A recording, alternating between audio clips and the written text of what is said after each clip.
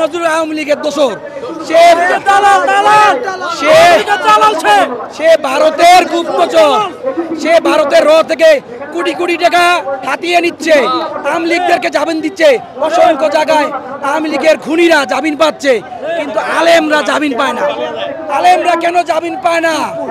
চুপ্পু কেন পদত্যাগ করে না? এই চুপ্পু হচ্ছে আওয়ামী লীগের পাও।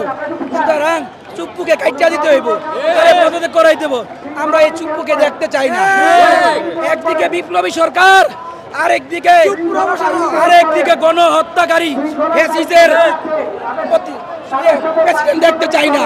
সুতরাং আগামী 36 ঘন্টার আলটিমেট দেওয়া হচ্ছে, আওয়ামী লীগ নিষিদ্ধ, তাকে নিবন্ধন বাতিল এবং চুপ্পুকে পদত্যাগ করতে হবে। আজ থেকে 12 বছর আগে ঠিক আওয়ামী লীগ এই জায়গার মধ্যে জামাতকে নিষিদ্ধ করেছে এবং এর পরিবর্তিতে আজ ওই পরিণামে আমরা এখানে উপস্থিত হয়েছি ওই আওয়ামী লীগকে নিষিদ্ধ করার জন্য। এবং আওয়ামী লীগ কেমনভাবে নিষিদ্ধ করতে হবে, যেমন আগামী পরবর্তীতে এই আওয়ামী লীগ বাংলাদেশের মধ্যে পুনর্বাসিত না হতে পারে। 36 জুলাই 5ই আগস্টের মাধ্যমে বাংলাদেশ আওয়ামী লীগকে নিষিদ্ধ করিয়ে দিয়েছে। এই জন্য তারা লুটপাট কইরা গণহত্যা চালা পালিয়ে গেছে।